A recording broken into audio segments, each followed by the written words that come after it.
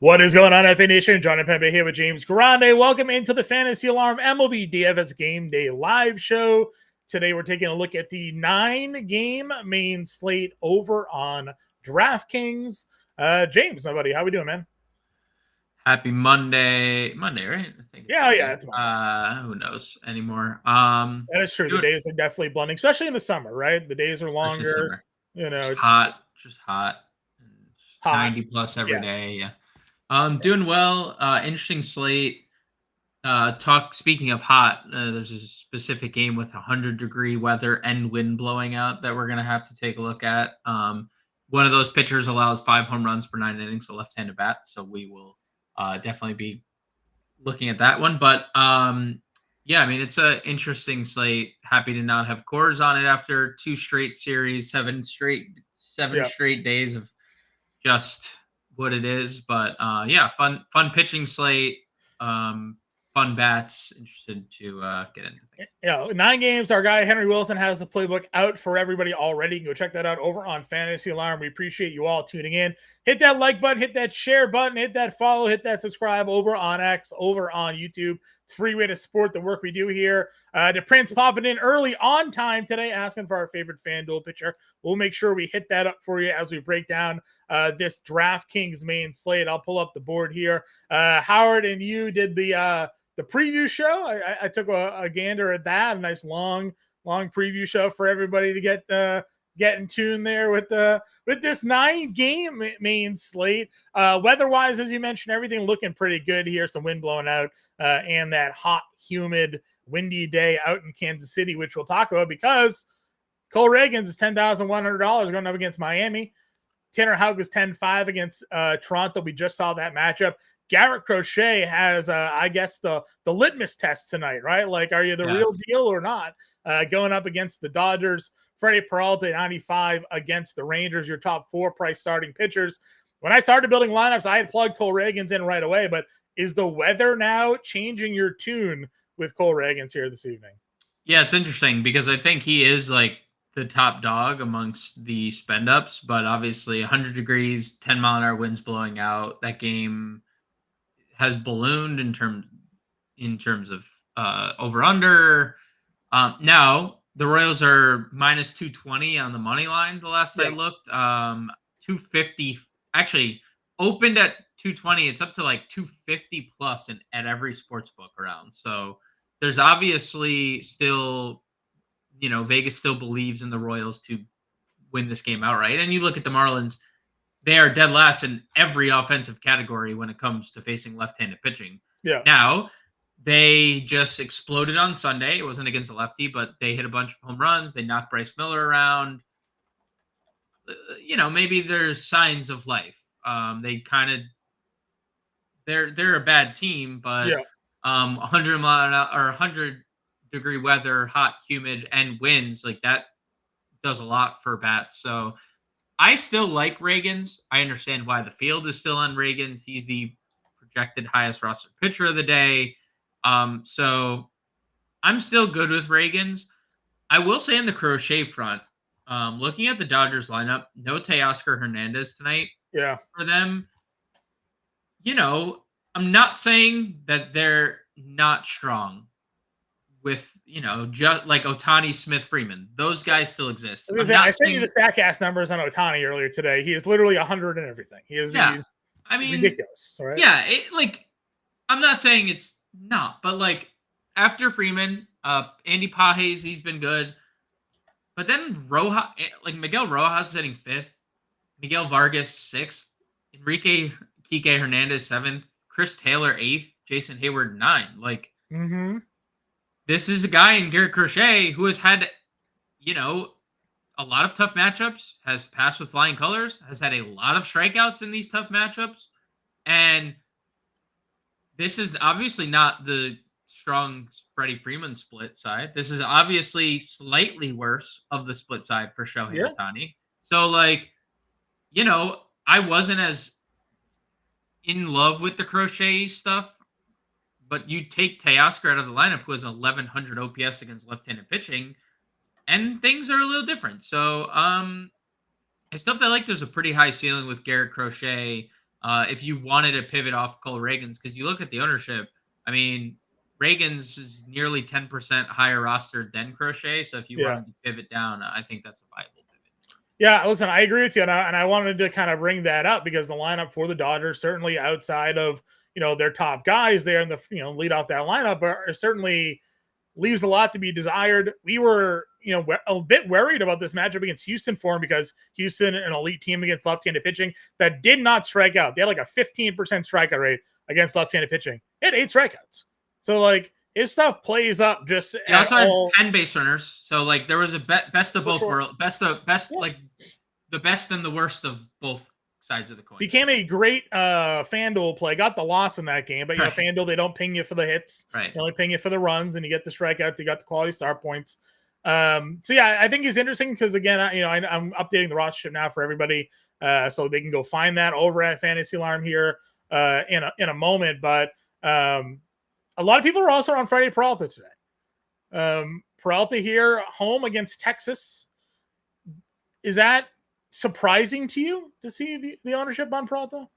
I mean, this is just a different Texas offense than it was, and I think a large part of it was last year, and I think a large part of it has to do with Josh Jung not playing any games really this year. Evan Carter's on the IL. Seager's been very up and down. Marcus Semion's been up and down. Yeah. I mean, I think Nathaniel Lowe has given them essentially nothing. I mean, truthfully, their most consistent 2 players, Josh Smith and probably lately Wyatt Langford, right? Those are probably their 2 best. And I don't think that is what Texas expected going into the year. No disrespect to either of those gentlemen, but team with Corey Seager, Adolis Garcia, Marcus Semien, I think you would probably expect more with there. So, Texas not really with a high strikeout rate, but 20th in OPS, a 140 ISO against right-handed pitching ranks them 24th in baseball. Like it just hasn't been as scary. And I think when you look at Freddie Peralta, and we said it going into the Angels start, he just has a lot of strikeout appeal. He has a massive strikeout rate. K per 9 is massive. And despite blowups where, you do have those when you roster Freddie Peralta from time to time, you also get the 11 strikeout game against the Cubs, and you do get the 8 strikeout, 6 inning scoreless game against the Angels. So you're just playing the upside at that point. So, the Raiders lineup just coming out now here. Semien, Seager, Smith, Garcia, Lowe, Langford, Heim, and Duran. Tavares hitting 9th there today. So, again, they had to shut down Josh Jung. They were expecting him maybe to come back today. And then he had some wrist soreness, so they had to shut him down. So that return is delayed. We also got the Brewers lineup. We'll talk about that as we kind of hit our mid-tier here momentarily. Going to Boston Toronto matchup. These two guys just faced each other, just pitched against each other. We had stacked Boston in that game against Chris Bassett. He was frustratingly good in that game. Boston has continued to roll offensively. They got Weiler Abreu back, so another lefty they can put in that lineup against Chris Bassett here today. Where are you on Bassett at 87? Do you like Houck at 10.5? What are your thoughts on this pitching matchup? Here's Boston's lineup. I'm just going to read handedness. Sure. Lefty, lefty, lefty, lefty, righty, lefty, lefty, lefty, righty. That's 7 lefties. And I said it on the pre-show, and I'm going to say it again. Like, even though Bassett only allowed 2 runs, again, another guy had 9 base runners on. It wasn't like he was perfect. He didn't go unscathed. He got out of jams. And there wasn't this many lefties. I believe there was 6. Now we are upgrading to 7 lefties. Right. This is still a guy who allows lefties to do whatever they want to him. 290 average, 830 OPS. I think only all but 1 home run he's allowed have come to lefties. Like, and it's not just like lefties that Boston have. Like, Jarren Duran has been one of the best players in baseball in June. David Hamilton hitting 2nd tonight, hitting 300 against righties. Weiler Abreu hitting 3rd, hitting 290 against righties this year. Rafael Devers, don't need to give his resume. Right. Yoshida has been historically good. Predating MLB was good last year.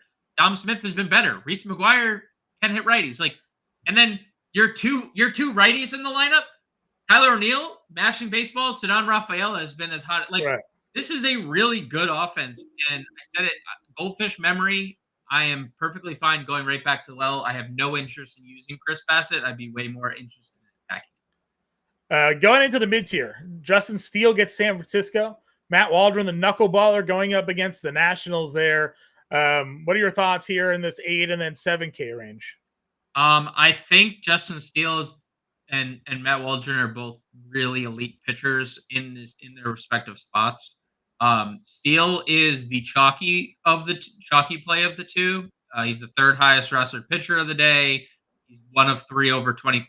And I get it. He looks like the guy he was last year. I think there's high strikeout ceiling with Justin Steele when he's going this well. He's also a guy who pitches deep into games. 3 of his last 5 starts, he's gone into the 7th inning. 4 of last 6, rather, I should say. So it's hard to ignore Justin Steele's price when this is a guy who, now the win equity's not been there. He hasn't won a game this year. Right. That kind of sucks, right? But obviously he has a big ballpark upgrade going to San Francisco. Yes, San Francisco's lineup has a couple guys getting hot, but like Cubs are slight favorites tonight, minus 120 on the road here, so maybe a bit more win equity there. Definitely some win equity in San Diego. Patrick Corbin Day. Happy Patrick Corbin Day to you here, James. Waldron on the opposite side of that matchup, minus 210 home favorites of the Padres here this evening. Knuckleballer keeps doing it, man. Just keep shutting down with it. And I know we've talked about it. Not just a straight knuckleball pitcher. He just mixes in the knuckleball, which, if anything else, might just be what's working for him, right? Keeping hitters even more off balance, not knowing when the knuckleball is coming. Yeah, and Washington just subpar offense overall. And this stretch that he's been on, I mean, there's been some very, very good offenses. He started it with the Dodgers, the Braves, in Cincinnati. He beat the Diamondbacks. He went into New York during their hot streak, shut them down, then did it again in Philly. Like, he has been amazing. Since May, he hasn't allowed more than 2 earned runs in a single start. So yeah, and this had is that another bad offense. May 7 start, gave up 7 runs against Arizona. Since then, no more than 2 earned runs in a single outing. Been 2 months straight of just pure domination here from Matt Waldron. So I'm liking that a lot. We've attacked Lynn a lot this season. We've attacked Paxton a lot this season. Has not always worked out for us. The last 2 starts for James Paxton have been pretty elite. Shut down Texas, went into Colorado, shut down Colorado. Now he's got the White Sox. So what are we doing here for James Paxton this evening? Numbers still suggest James Paxton's largely getting lucky, especially to right-handed bats. So if you want to play a lone White Sox stack, they have a pretty good lineup tonight. Right-handed heavy. We'll see. I mean, Eloy is in the lineup. We'll see if he lasts 9 innings. But Pham, Vaughn, Robert, Jimenez is a pretty solid top 4. So yeah, no, not a lot of interest in Paxton at 77. Okay, yeah, I think this start, it's gonna be interesting because if he goes out and dominates again this start, you can look at the teams he's pitched against and you're like, well, their offense is, not really up to snuff. But if he goes out and pitches well again tonight, I think it's gonna be something just to kind of pay attention to there. You got Schwellenbach against St. Louis 74. And then we get to Lorenzen here. I mentioned Lorenzen because we talked about, you and I briefly, privately, about Milwaukee yesterday through a whole bunch of lefties in their matchup. And Lorenzen this year allowing just a 102 average, a sub 200 WOBA to left-handed hitters. And whether or not Milwaukee would play the splits or just play their lefty-heavy lineup, and they kind of split the middle. They have 5 lefties, 4 righties in their lineup. We'll see. Maybe Blake Perkins, the switch hitter, will actually hit from the right 5 side. 5 righties. Isn't it 5 righties? Is it 5 righties? Did I do opposite? Yeah, Monasterio righty, Chorial righty, Hoskins righty, Adames 2 lefties in their top 4. Okay, so they could go more righty heavy if Perkins hits right-handed. So I think that will be interesting to see whether or not the switch hitter would hit from the right side versus left side because of how dominant Lorenzen's been against left-handed hitters. Bender in the chat saying Adames, he was a cover of your pre-show. I took his home run prop today over on Underdog. So we're 2.5x multiplier over there. We're all in on Willy Adames here today. 2.5 multiplier says a lot about how the underdog feels about his home runs tonight, because 2.5 is pretty low. It's up to he's plus 380 to homer over on Sportsbook. So right. But we're not looking to play Lorenzen. Where are you? Any other guys down here? Like, what's your value plays for today? It's play singular, and it would be just a simple dart at Griffin Canning, and that's just based on how bad Oakland is against right-handed pitching. Sure. All the numbers that support Oakland are against lefties. They're second in ISO, but nothing against right-handed pitching suggests anything good, and they just got, again, different scenario, but Sure. that Pablo Lopez game yesterday ballooned them up to 27% strikeout rate on the year against righties. So sure, I think there's a little ceiling. We'll go over to Catcher here, and again, we appreciate you all tuning in. If you haven't already, hit that like, hit that share button. Free way to support what we do here. If you're not yet a member of the Fantasy Alarm family as well, you can go ahead, click that promo code right there. Fantasy Alarm, let's go. FantasyAlarm.com/win. Promo code let's go. First month for $20 there. Our fantasy football draft guide is coming out soon, so get in now. Get that draft guide for free as part of your All-Pro subscription, along with access to all of our premium content. So FantasyAlarm.com/win.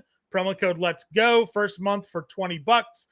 Take advantage of that offer today before it goes away. Catcher, what are we looking to do here, James? Play one. Well, yeah. Which one? You can play, you can obviously get to any of the top guys if you're stacking. Contreras has the split advantage. Will Smith has been great against lefties. Salvi is in a really good game environment, so you can play any of those guys. Corey Lee, 5,300. If you don't believe in the Paxton righty numbers, play him. He's coming off a home run. And then I think Reds catchers, both cracking the lineup tonight, both make sense. Yeah, Reds catchers. McGuire, obviously, as you mentioned, can go Red Sox lefties here. $3,100 for him. You got Sean Murphy against Lance Lynn. And then obviously the cheap value plays. Luke Mile, I saw you build your example lineup with him and Bender the other day. He's got some stolen bases lately. He's getting on base.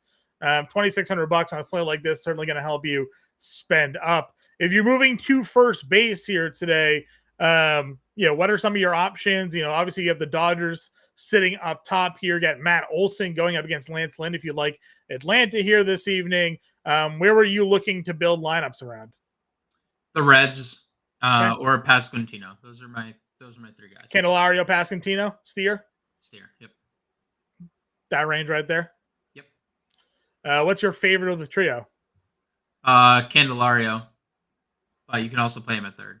Yeah, can play him at third. 368, 1175 over the last 5 homers, really starting to heat up for sure. And then you mentioned, the weather out there, 100 degrees, wind blowing out. In Kansas City here in this match against Miami, but you've also mentioned Rodri Munoz struggling against lefties. 51% fly ball rate, 772 slug, 5.14 home runs per 9 innings against left-handed bats. It's pretty bad there, right? Just some tough numbers. Now, Pasquantino, not necessarily at the top of his game right now, but certainly can build out a lineup with him. Yeah, 181 ISO against righties this year. 12% walk rate. Both those things definitely play here. Yeah. We'll see if we can keep that up there. Your guy Spencer Horwitz hitting second tonight. $3,600. I know you and Bender talked about finding guys that hit breaking balls against Boston because that's basically all their pitchers are throwing here. Wilmer Flores or Steele, but again, we like Steele here tonight. Andrew Vaughn was where? Where's Andrew Vaughn at? 3,600 versus Paxton. And then Dom Smith, if you're going Red Sox stack at 29. Mm-hmm. Anybody else for you? Nope. Second base. Where are you looking to spend up for? I'm not spending up. I think that Albie's on the wrong side of his splits. Semien, he's been better against lefties. Terang, we've profiled the Lorenzen splits. So no real spend ups. I do think Cronenworth's fine. Lefties are still hitting over 300 against Corbin. I think that this is a big time spend down position. I think as soon as lineups came out too, that was evident to me. Jonathan India leading off. He has an 800 plus OPS against left-handed pitching. I love Michael Massey today. That's my pivot off of a chalky India. India is the second highest or the highest rostered second baseman of the day. Michael Massey, pre-injury, he's coming off the IL. 818 OPS, 513 slug, 218 ISO against right-handed pitching. That's my pivot, especially with the Munoz splits and the wind blowing out. Yeah. So Horwitz, you mentioned, and Kiner Falefa leading off with another random double dong from Toronto bat over the weekend. Yeah, So right. I think this is a spend down position for sure.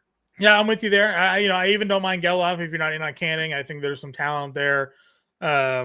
Moving on over to third base, then again, you mentioned obviously you can't go Devers. Don't need to go too far into it, but Christopher Morel's now homered 2 games in a row, and we know what this kind of guy can go on when it comes to home run runs.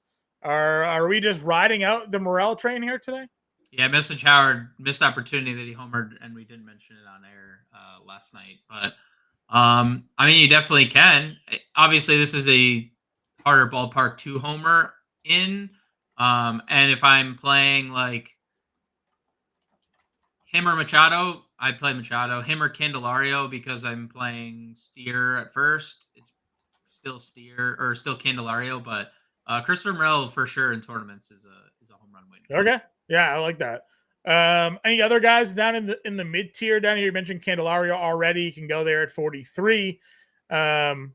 Smith 37. I know we're not really going in at Peralta, but he's cheaper than he's been. Would you take a shot here, Josh Smith? Sure, he's cheap and he's been amazing. So absolutely. Any other third baseman for you tonight? Santiago Espinal, 2,400. Just to feed into the Reds propaganda against Falter. All the numbers suggest Falter's gonna have a letdown.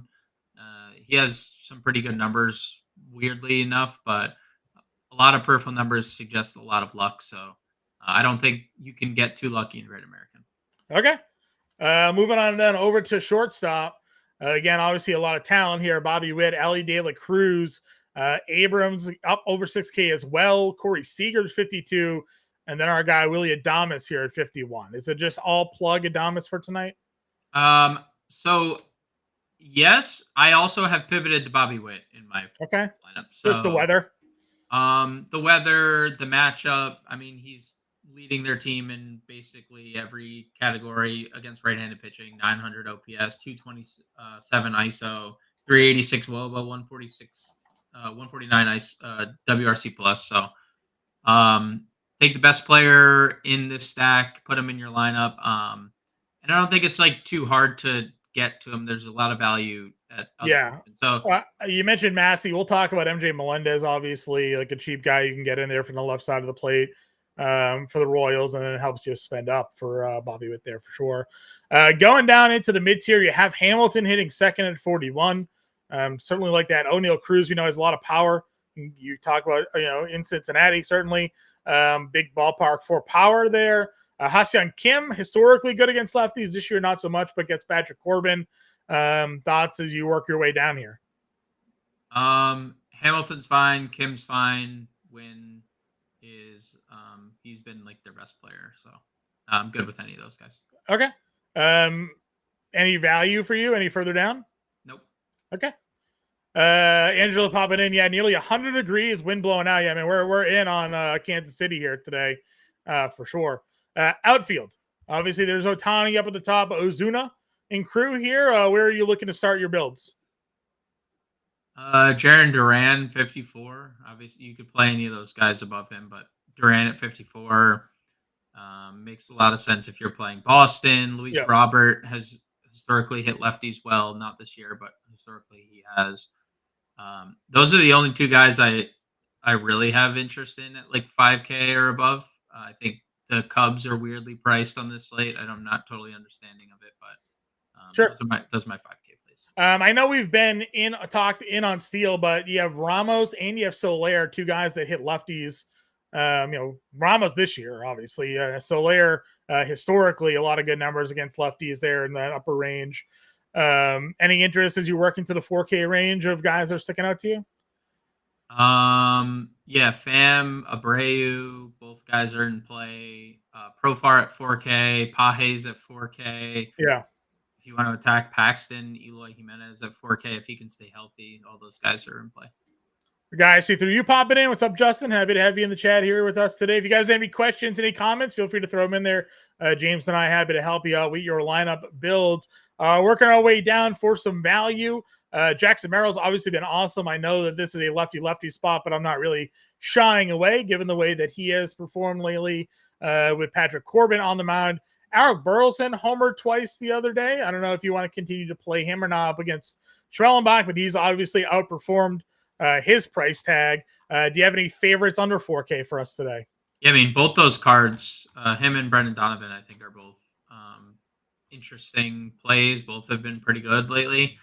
And lefties have given Schwellenbach problems, 800 OPS. So I think either of them would be in play. You mentioned the Jackson Merrill thing. He's hit 4 of his 6 home runs this month against lefties. He has those are all 4 of his hits. So I'll be okay there. Jared Kelenic, 34, leading off. Lance Lynn still struggles against lefties. That's a obvious plug and play. Wyatt Langford continues to hit if you don't believe the Freddie Peralta bandwagon. Or even if you do, Wyatt Langford. Or even if you do. Yeah, even if you do. And then MJ Melendez, just lefties, pound lefties against Rodri Munoz. And we're catching him while he's on a hot run, right? Like this guy was basically non-existent for a month, and now all of a sudden last 10, 333, 900 OPS. We know the power can be there. Great opportunity for him at 32. You mentioned, obviously, Kelenic there at 34. I think Blade could be in play as well if you're not in on Canning. Again, get some lefty power there at $3,600. If you wanted to take a plug, it's not a lefty, but we know Hunter Renfroe obviously has a ton of power.